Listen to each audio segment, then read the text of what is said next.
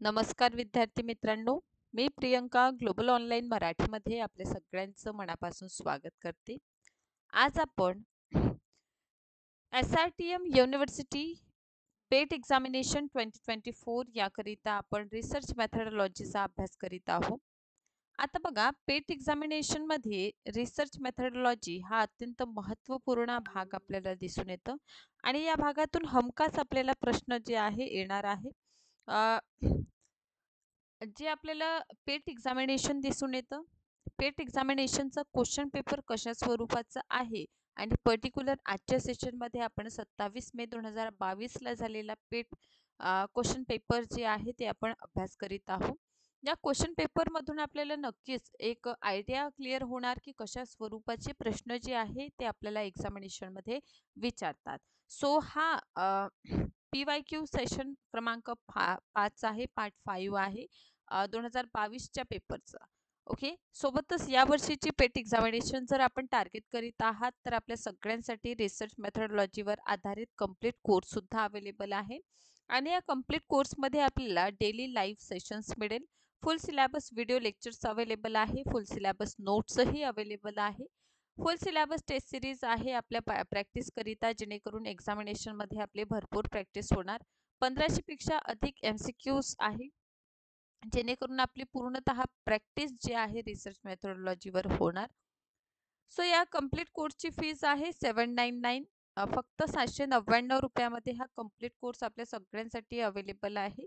So आजच या official नंबर्सवर आपण कॉन्टॅक्ट करा आणि रिसर्च मेथोडॉलॉजीच्या कोर्सला जॉईन करा, जेणेकरून येणारे पेट एक्झामिनेशन आपण टार्गेट करू शकता आणि आपल्या PhD करण्याच्या स्वप्नाकडे वळू शकता. सो लास्ट सेशन मध्ये मी तुम्हाला एक प्रश्न दिलेला होता आणि या प्रश्नाचं उत्तर नक्कीच कमेंट बॉक्समध्ये द्यायचं, अशा प्रकारचं सुद्धा आपण डिस्कशन केलेलं होतं. सो त्याच प्रश्नापासून आपण आज सुरुवात करणार आहोत. प्रश्न आहे, निरीक्षणापेक्षा मुलाखत तंत्रांचा फायदा म्हणजे ते अधिक पक्षपाती आणि मूल्यवान आहे. बी, ते समस्येच्या खोलवर जाण्याची परवानगी देते. सी आहे, ते प्रतिक्रियात्मक प्रभाव निर्माण करू शकते आणि डी आहे, प्रतिसादकर्त्यांच्या भावनांना स्पर्श ते करू शकते. बर, आता बघा, ऑब्झर्वेशन मध्ये आपण काय करणार आहोत, आपलं जे काही घटक आहे जसं समाज आहे, समाजाचा आपण काय करणार आहोत, ऑब्झर्वेशन निरीक्षण करणार आहोत. ठीक आहे. सो हे निरीक्षण जे आपण करणार आहोत ते आपल्याला म्हणजे दिसून येईल आणि माहिती गोळा करण्यासाठी ऑब्झर्वेशन आणि इंटरव्ह्यू अशा दोनही पद्धतीचा वापर आपल्याला करताना दिसून येतं.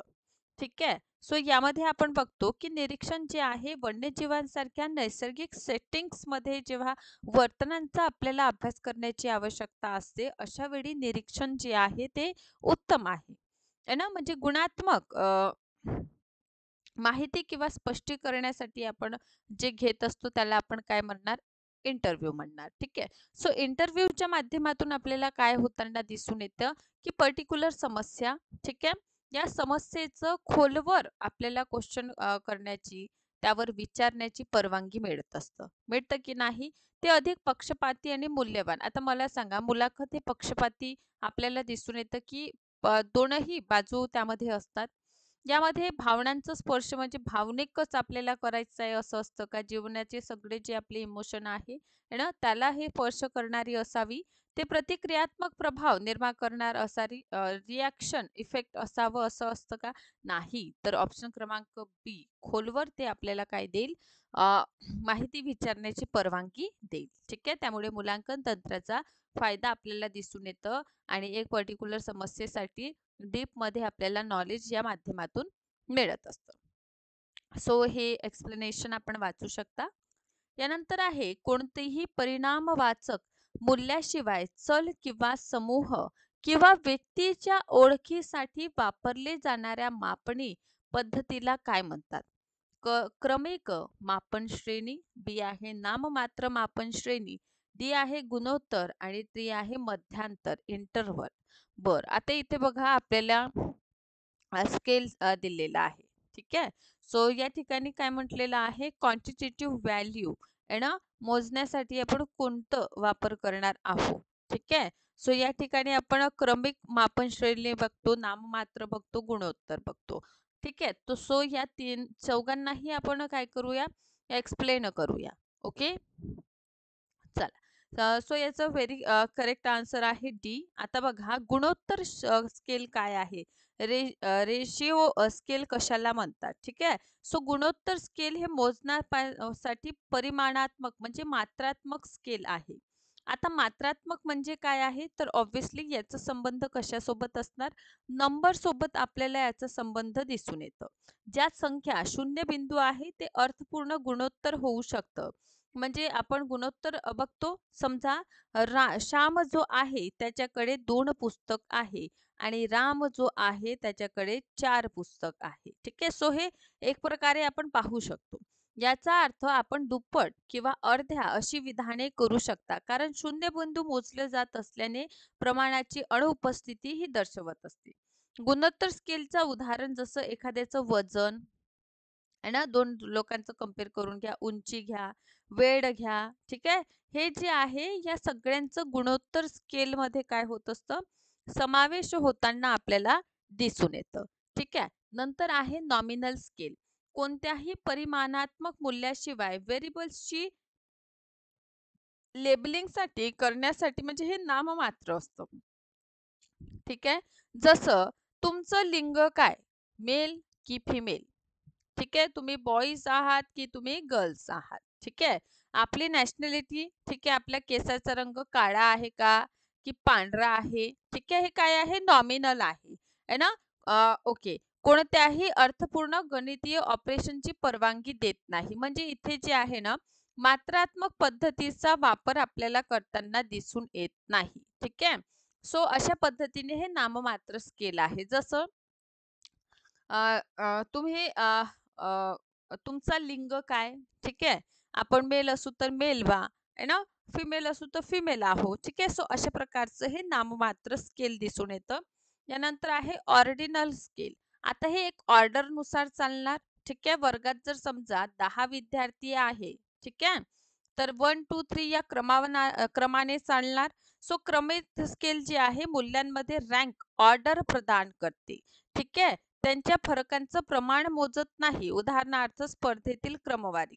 आता मला सांगा, तुमच्या वर्गात 10 विद्यार्थी आहे आणि 10 विद्यार्थ्यांमधून आपण जेव्हा अंतिमतः रिझल्ट काढत असतो, या रिझल्ट मध्ये फर्स्ट रँक आपण देतो, आहे ना, सेकंड रँक आपण देतो, थर्ड रँक आपण देतो, देतो की नाही. तर हे काय आहे, ऑर्डर आहे, फर्स्ट सेकंड थर्ड, आहे ना. सो अशा प्रकारे हे आपल्याला दिसून येतो. तो क्रम दर्शवला असला तरी अर्थपूर्ण जोड वजाबाकी गुणोत्तर गणना करण्याची परवानगी देत नाही, कारण याच्यामध्ये सरळ क्रम असतो. पहिला दुसरा म्हणजे एक प्रकारे क्रमिक हे आहे, फर्स्ट सेकंड थर्ड. समजा आपली 10 विद्यार्थी संख्या आहे, त्यापैकी आपण एकाला 1 नंबर देऊ, आहे ना, दोनला दुसरा नंबर, म्हणजे कसं देणार आपण, म्हणजे रिझल्टच्या आधारावर. ओके. अंतराल स्केल बघा. अंतराल स्केल हे परिमाणात्मक स्केल आहे, म्हणजे यामध्ये काय असेल, संख्या असेल. हे कशा पद्धतीचं आहे, न्यूमेरिकल आहे, जे मूल्यांबद्दल फरक मोजतं. म्हणजे मला सांगा, श्यामचं वय आणि रामचं वय, ठीक आहे. समजा श्यामचं वय काय आहे, 4, ठीक आहे, आणि रामचं वय किती आहे, 2. तथापि शून्यबिंदू नसतो, याचा अर्थ हे गुणोत्तर अर्थपूर्ण नसतात. यामध्ये बघा, अंतराल म्हणजे काय, तर ह्या दोघांमध्ये काय अंतर आहे. ठीक आहे. अंतराल पद्धती याला म्हटलं जातं.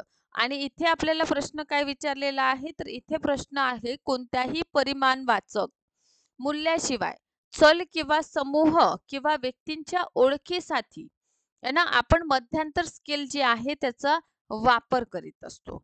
ओके. सो नेक्स्ट प्रश्न आपण घेऊया. ओके. नेक्स्ट आहे, the experimental study is based on the law of. प्रायोगिक अभ्यास या नियमांवर आधारित आहे. एकल चल, बी आहे प्रतिकृती, सी आहे व्यवसाय आणि डी आहे विषयाची आवड. आता मला सांगा, व्यवसाय हे ऑक्युपेशन आपल्याला एक्सपेरिमेंटल रिसर्च मध्ये दिसून येतं का. सो लक्षात घ्या, जेव्हा आपण एक्सपेरिमेंटल म्हणजे प्रायोगिक संशोधन पद्धतीचा विचार करतो, तर हे भविष्य संबंधित पद्धत आपल्याला दिसून येतं.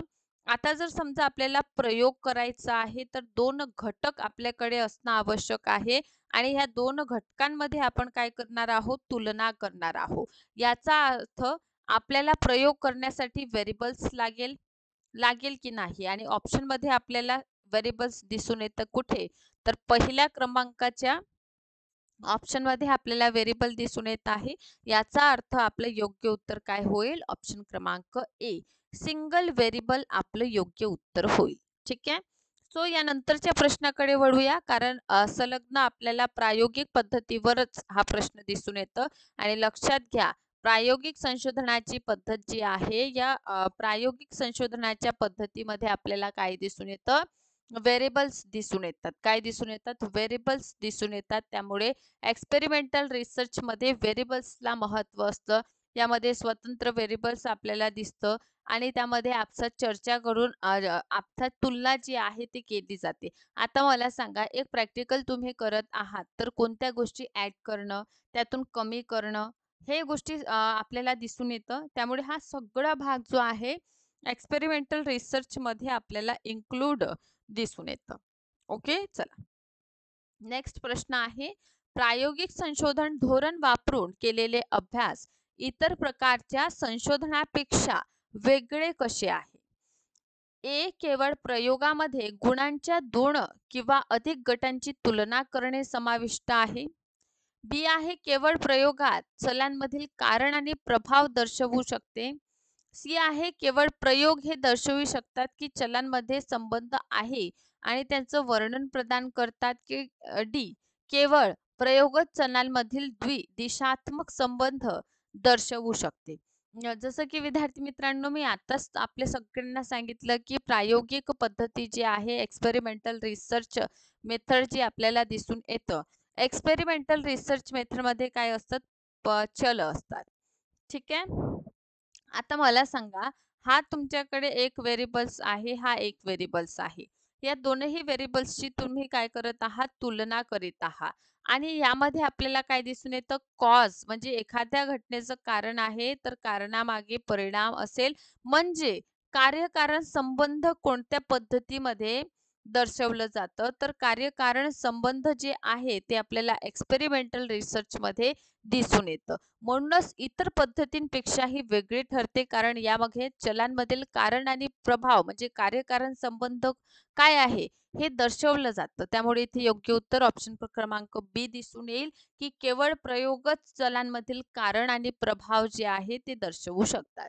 सो प्रायोगिक संशोधन इतर संशोधनांपेक्षा भिन्न आहे, कारण यावर नियंत्रण ठेवता येते. संशोधन काळजीपूर्वक पर्यावरण आवडींच्या चरावर नियंत्रण ठेवणं, त्यांच्यामध्ये हेरफेर करणं म्हणजे हाताळणी करणं, हे सगळ्या गोष्टी जे आहे ते समाविष्ट असतात. त्यामुळे आपल्याला दिसून येतं की ही पद्धत जी आहे ती इतरांपेक्षा वेगळी आहे. यामध्ये स्वतंत्र व्हेरिएबल्स असतं. प्रायोगिक संशोधन एकमेव संशोधन पद्धती आहे ज्यामध्ये स्वतंत्र व्हेरिएबल्समध्ये हेरफेर करणे समाविष्ट आहे. संशोधक अवलंबून व्हेरिएबलवर त्याचा परिणाम आणि दोघांमधील संबंध मोजण्यासाठी स्वतंत्र व्हेरिएबल्समध्ये काय करीत असतो, हेरफेर करताना आपल्याला दिसून येतं. प्रायोगिक पद्धतीमध्ये आपण बघतो की एकमेव पद्धती आहे जी व्हेरिएबल्सचं कारण आणि परिणाम मोजू शकतं. संशोधक मुद्दाम विषयाचा उपचार लाटून त्याचं निरीक्षण करतो. जे चल आहे त्यांचं हाताळणी, त्यांच्यात काय कारण आहे, कारण नियंत्रण करतो. त्यावर आपण बघतो की कार्यकारण संबंध जाणून घेतल्याचा प्रयत्न जे आहे प्रायोगिक संशोधन पद्धतीच्या माध्यमातून केली जाते. क्लिअर आहे. बरं बरं, इतकं भाग जर आपल्या सगळ्यांना क्लिअर आहे तर आपण आणखीन समोर बघूया. ज्या संकल्पनात्मक चौकटीत संशोधन केले जाते त्याचं नाव काय. ए, संशोधनाचे गृहीतक हे संभावित उत्तर असते. गृहीतके म्हणजे काय, हायपोथेसिस म्हणजे काय, तर आपलं जे संशोधन आहे त्याचं संभावित उत्तर म्हणजे हायपोथेसिस असते. दुसरा आहे संशोधनाचा सारांश, सिनॉप्सिस ऑफ रिसर्च. सी आहे संशोधनाचा नमुना आणि डी आहे संशोधनाचा आराखडा. आता बघा, ज्या संकल्पनात्मक चौकटीत संशोधन केले जातं त्याला म्हटलं जातं रिसर्च डिझाईन. ठीक आहे. पण जे आन्सर की आपण बघतो त्या आन्सर की मध्ये जे आन्सर दिलेलं आहे सिनॉप्सिस ऑफ रिसर्च, अशा प्रकारचं आन्सर आपल्याला कुठे दिसून येतं, आन्सर की मध्ये. सो सिनॉप्सिस ऑफ रिसर्च काय आहे, तर पहा, जेव्हा आपण PhD करण्यासाठी म्हणजे आपण अपिअर होत असतो, ठीक आहे. सो थेसिस रायटिंग जेव्हा आपण करतो त्यापूर्वी आपल्याला जे आहे सिनॉप्सिस राईट करावं लागतं. म्हणजे पर्टिक्युलर आपण आपला विषय जे आहे त्याला शॉर्टमध्ये म्हणजे 15-16 पानामध्ये आपल्याला एक्सप्लेन करायचा असतो. ज्यामध्ये प्रस्तावना असतं, उद्दिष्ट असतं, महत्त्व असतं, कोणती पद्धत आपण वापरतो त्या गोष्टी समाविष्ट असतात. हायपोथेसिस असते. देन आपले प्रकरण आपण किती पाडलेले आहे आणि निष्कर्ष शॉर्टमध्ये आहे ना. आणि याचं विस्तृत स्वरूप जे आहे ते आपण थिसिस मध्ये सादर करीत असतो. ठीक आहे. थिसिस रायटिंग मध्ये जे गोष्ट आपण सिनोप्सिस मध्ये मांडतो की आपण समोर काय करणार आहे, आपल्या शोधाची वाटचाल कशा पद्धतीने समोर जाणार आहे, हे सांगण्यासाठी आपण 15-16 पेजेसचं काय बनवत असतो, सिनोप्सिस बनवतो. आणि त्याचंच विस्तृत फॉर्म म्हणजे आपलं थिसिस असतं. ठीक आहे. चला तर आय होप तुम्हा सगळ्यांना ही गोष्ट क्लिअर झालेली आहे. कारण जेव्हा तुम्ही पेट एक्झामिनेशन क्वालिफाय करणार, एक्झामिनेशन क्वालिफाय केल्यानंतर नक्कीच आपण जो नेक्स्ट स्टेप आपलं असेल सिनॉप्सिस रायटिंग असेल आणि 15 ते 16 पेज किमान तरी आपल्याला जे आहे त्यामध्ये रिटर्न करावं लागतं आणि त्यावर आधारित आपली RAC सुद्धा होताना आपल्याला दिसून येईल. ठीक आहे. बघा, संशोधन सारांश. ओके. संशोधन सारांश, संशोधन प्रस्ताव म्हणजे संशोधनाची प्रकल्पाची योजना असते. म्हणजे समोर आपण 3 ते 4 वर्ष जे अभ्यास करणार आहोत है ना. आपण जे अभ्यास करणार आहोत म्हणजे काय, तर एक सिनॉप्सिस जे असतं ना ते आपल्या थेसिसचं म्हणजे शॉर्ट फॉर्म असतं. ठीक आहे.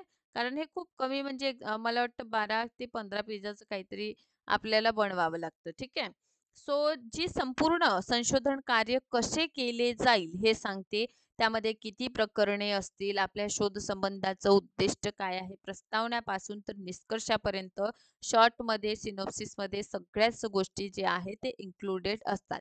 या संशोधनाचे औचित्य, उद्दिष्ट, डेटा संकलन करण्याचे आपण कोणत्या पद्धतीचा वापर केलेला आहे हे सुद्धा नमूद करावं लागतं. आणि संशोधक आणि मार्गदर्शक किंवा जे एजन्सी आहे त्यांच्या कराराने तयार केलेलं असतं. कारण जेव्हा आपण सिनॉप्सिस बनवतो तेव्हा गाईड आपल्याला काय करतात, मार्गदर्शन सुद्धा करताना दिसून येतात. ठीक. सो नेक्स्ट प्रश्न आहे, खालीलपैकी कोणते यादृच्छिक नमुना प्रक्रियेचे वर्णन करते? एक संधी प्रक्रिया जे उपचार गट आणि नियंत्रण गट ठरवण्यासाठी वापरले जाते. बी एक संधी प्रक्रिया जे लोकसंख्येतील सर्वांच्या सूचीमधून नमुना निवडण्यासाठी वापरली जाते. सी उपलब्ध विषयांपैकी कोणते उपचार मिळतील हे ठरवण्यासाठी एक संधी म्हणून प्रक्रिया वापरली जाते. की ऑप्शन डी एक संधी प्रक्रिया जी लोकसंख्येतील सर्वांची यादी तयार करण्यासाठी वापरली जाते. आता बघा इथे प्रश्न काय म्हटलेला आहे, यादृच्छिक नमुने. ठीक आहे. संभाव नमुना आपण कशाला म्हणणार आहोत. ठीक आहे. आता यासाठी तुम्हाला एक गोष्ट मी किंवा एक एक्झाम्पल थ्रू तुम्हाला संभाव्यता पद्धती किंवा संभाव्यता नमुना काय असतं, यादृच्छिक नमुना ज्याला म्हणतात, ते तुम्हाला सांगू इच्छिते कारण हा भाग महत्त्वपूर्ण आहे. आता मला सांगा, जेव्हा आपण मोठा लोकसंख्या असेल तेव्हा आपण काय करीत असतो, सॅम्पल घेत असतो. सॅम्पल म्हणजे नमुना घेत असतो.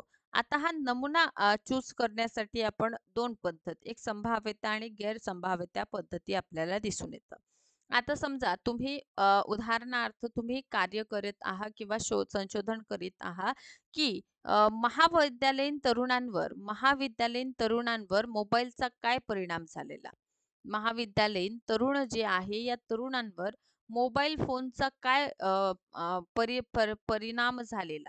ठीक आहे. आता तुमच्याच पर्टिक्युलर क्षेत्रामध्ये समजा 15 शाळा आहे.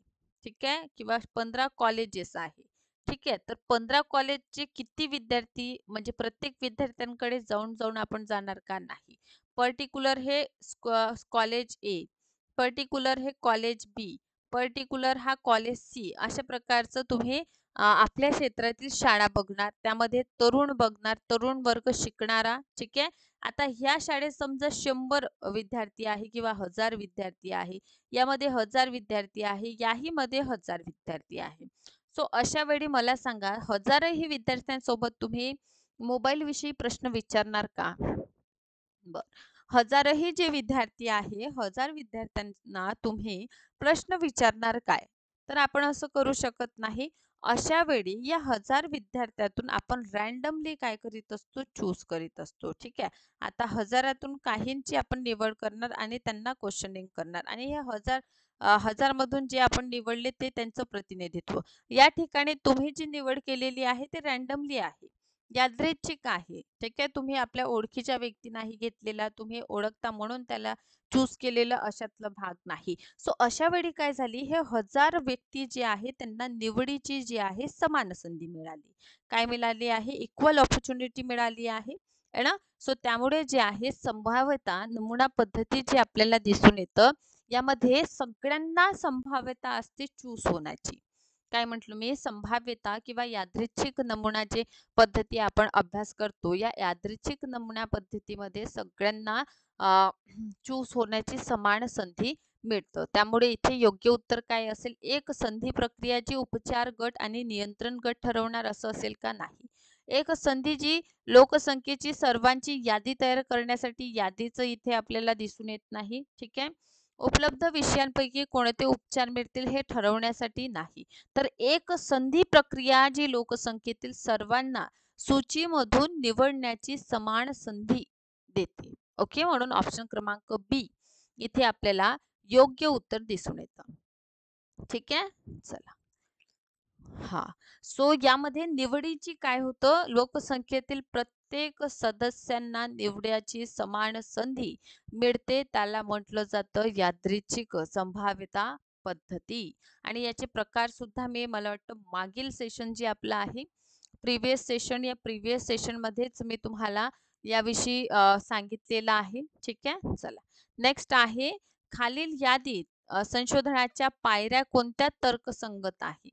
पहिली, समस्या तयार करणे, त्याचं विश्लेषण करणे, संशोधन आराखडा, गृहीतक तयार करणे, माहिती संकलन करणे, सामान्यीकरण करणे आणि निष्कर्षावर पोहोचणे. हा पहिला ऑप्शन.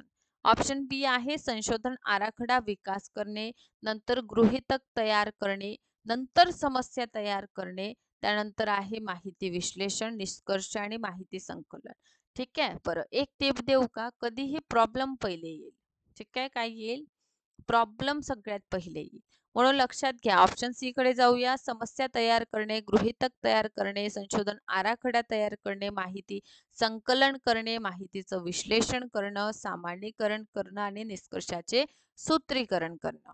ऑप्शन डी आहे समस्या तयार करणे, नमुने आणि माहिती संकलन साधनांवर निर्णय घेणे, गृहीतके तयार करणे, संशोधनाच्या पुराव्यांचं संकलन करणे आणि त्याला अर्थ लावणे. ठीक आहे. तर मला सांगा, जेव्हा आपण संशोधन करतो तर त्याच्या काय स्टेप्स असतात. ठीक आहे. सो हे स्टेप्स आपल्या सगळ्यांना नक्कीच रिसर्च जे आहे याचं स्टेप्स माहीत असणं आवश्यक आहे. तर इथे लक्षात घ्या, सगळ्यात पहिले आपण प्रॉब्लेम फाइंड करणार. काय करणार, सर्वप्रथम आपण प्रॉब्लेम फाइंड करणार. ठीक आहे. त्यानंतर आपल्या प्रॉब्लेम विषयी आपण काय करणार, हायपोथेसिस म्हणजे हायपोथेसिस म्हणजे आपल्या जे काही टॉपिक आहे त्याचं संभावित उत्तर. ठीक आहे. त्यानंतर आपण हायपोथेसिस अँड रिसर्च डिझाईन करणार. काय करणार, रिसर्च डिझाईन करणार. रिसर्च डिझाईन झाल्यानंतर आपण कलेक्शन ऑफ डाटा, डाटा आपण कलेक्ट करणार. जर डाटा आपण कलेक्ट करीत आहोत तर ते जसं न तसं मांडणार नाही. तर त्या डाटाला आपण काय, डाटा कलेक्शन. ठीक आहे. त्या डाटाला आपल्याला काय करावं लागेल, ॲनलाइज करावं लागणार. म्हणजे जे योग्य माहिती आहे, जे आपल्या टॉपिकला धरून माहिती आहे, तीच माहिती आपल्याला आपल्या रिसर्चमध्ये इन्क्लूड करायचं आहे. बाकी गोष्टींना आपल्याला इथे इन्क्लूड करायचं नाही आहे. ठीक आहे. यानंतरच्या स्टेप्समध्ये आपण काय करणार, जे काही आपल्याला डेटा मिळालेला आहे त्याला जनरलायझेशन करणार. जनरलायझेशन म्हणजे काय, सो जनरलायझेशन म्हणजे आपण बघतो की कशाप्रमाणे सामान्यीकरण करणे किंवा त्याला आपल्या शब्दामध्ये मांडणे. आणि सरते शेवटी कोणती स्टेप्स असेल तर कन्क्ल्युजन हे सगळ्यात शेवटी येताना आपल्याला दिसून येतं. कन्क्ल्युजन जे आहे ते म्हणजे निष्कर्ष सगळ्यात शेवटी. म्हणजे सर्वप्रथम समस्या, नंतर समस्ये संबंधित गृहीतके, नंतर आपलं research design, data collection. Research design म्हणजे कोणत्या पद्धतीने आपण डाटा कलेक्ट करणार, कलेक्ट केल्यानंतर ॲनलाइज करायचं, मग त्याचं सामान्यीकरण करायचं आणि सरतेशेवटी निष्कर्ष. आता हे आपल्याला कोणत्या ऑप्शनमध्ये दिसून येतं, तर लक्षात घ्या ऑप्शन क्रमांक सी मध्ये आपल्याला हा उत्तर दिसून येतं. ठीक आहे, म्हणून इथे आपल्याला योग्य उत्तर ऑप्शन क्रमांक सी, समस्या तयार करणे, नंतर गृहीतके तयार करणे, संशोधन आराखडा, माहितीचं संकलन, माहिती विश्लेषण, माहितीचं सामान्यीकरण आणि निष्कर्षाचे सूत्रीकरण, अशा प्रकारे आपल्याला संशोधनाचे जे स्टेप्स आहे ते दिसून येतात. नंतरचा प्रश्न आहे, खालीलपैकी कोणता असंभाव्यता नमुन्याचा प्रकार नाही? ए आहे हिमगोळा नमुना म्हणजे स्नोबॉल सॅम्पलिंग, सी आहे स्तरीकृत यादृच्छिक नमुना, सी आहे कोटा सॅम्पलिंग आणि डी आहे सोयीचे नमुने घेणे. ठीक आहे, सो अशा पद्धतीने संभाव्यता नमुना पद्धती आणि असंभाव्यता. आता संभाव्यता नमुना पद्धतीविषयी जर आपल्याला माहिती नाही तर नक्कीच तुम्ही प्रिव्हियस सेशन बघा, कारण प्रिव्हियस सेशनमध्ये आपल्याला संभाव्यता पद्धती याविषयी डिटेलमध्ये मी सांगितलेलं आहे, त्यामुळे लास्ट सेशन खूप महत्त्वपूर्ण असणार आहे. सो यापैकी स्नोबॉल सॅम्पलिंग, क्लोटा सॅम्पलिंग आणि हे जे कन्व्हेक्शन सॅम्पलिंग आहे, हे तीनही आपल्याला दिसून येतं. असंभाव्यता पद्धतीचे उदाहरण आहे, पण स्तरीकृत म्हणजे स्तर करतो आपण जेव्हा मोठा क्षेत्र निवडला जिल्हा, मग जिल्ह्यातून आपण काय करणार, तालुका करणार, तालुक्यामधून तहसील काढणार, तहसीलमधून आपण गावांचं घेणार आणि गावातून व्यक्ती निवडणार, म्हणजे काय केलं, स्तर केलेलं. ठीक आहे, तर हे काय आहे, संभाव्यता पद्धती आहे. कोणती आहे, संभाव्यता. त्यामुळे ऑप्शन क्रमांक बी योग्य उत्तर राहील, बाकी असंभाव्यता पद्धती आपल्याला दिसून येतं. आता सोयीचे नमुने घेणे हे काय आहे, एक गैरसंभाव्यता तंत्र आहे, जे नमुना गोळा करण्यासाठी उपलब्ध असलेल्या लोकसंख्येतून निवडले जाते. संशोधन हे नमुने निवडतात कारण ते भरती करणे सोपी आणि संशोधकाला संपूर्ण लोकसंख्येचे प्रतिनिधित्व करणारा नमुना निवडण्याचा विचार केला जात नाही. संलग्न नमुने आपण बघतो, ही सुद्धा एक असंभाव्यता नॉन प्रोबॅबिलिटी सॅम्पलिंग मेथड आहे. यामध्ये संशोधक एकच व्यक्ती किंवा नमुन्याचा गट निवडतो, एक कालावधीत संशोधन करतो, परिणामाचं विश्लेषण करतो आणि नंतर दुसऱ्या विषयात गटात जातो. दुसऱ्या विषयात संलग्न नमुन्या तंत्रांमुळे संशोधकाला अनेक विषयावर काम करण्याची संधी मिळते. सो अशा प्रकारे हे संलग्न नमुना आपल्याला दिसून येतं. नंतर आहे कोटा सॅम्पलिंग. हे कोटा सॅम्पलिंग काल्पनिकदृष्ट्या विचार केलं जातं की एखाद्या संशोधकाला एखाद्या संस्थेतील पुरुष आणि महिला कर्मचारी यांच्या करिअरच्या उद्दिष्टांचा अभ्यास करायचा आहे, म्हणून त्यांनी प्रत्येक, आता एम्प्लॉय समजा 1000 एम्प्लॉय आहे, तर प्रत्येकांकडे जाणार नाही, तर ओळखले जाणारे 500 कर्मचारी म्हणजे त्यांच्या ओळखीचे आहे. लोकसंख्येतील अधिक चांगल्या प्रकारे समजून घेण्यासाठी संशोधकाला नमुन्याची आवश्यकता असेल तर संपूर्ण लोकसंख्येची नाही. ठीक आहे, म्हणून तो काय करणार, नमुना घेणार. ठीक आहे, आणि संशोधकाला लोकसंख्येतील विशिष्ट स्तरांमध्ये रस असतो. कोटा नमुने लोकसंख्येतील स्तर किंवा गटांमध्ये, आता समजा हा महिलांचा एक गट आणि हा एक पुरुषांचा एक गट, ठीक आहे, यामध्ये विभागणी करण्यामध्ये मदत करतं.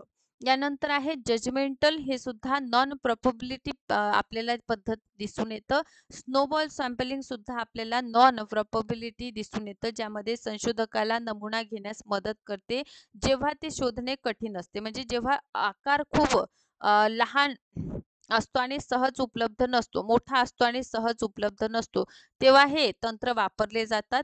ठीक आहे, सो अशा पद्धतीने आपल्याला आजच्या पर्टिक्युलर सेशनमध्ये महत्त्वपूर्ण असंभाव्यता पद्धत डिटेलमध्ये, स्टेप्स ऑफ रिसर्च तुम्हाला डिटेलमध्ये मी एक्सप्लेन केलेला आहे. सो आज हा जो प्रश्न मी तुम्हाला देत आहे त्याला कमेंट बॉक्समध्ये सांगायचं की चाचणीच्या उद्देशाने लोकसंख्येबद्दल केलेल्या विधानाला काय म्हणतात.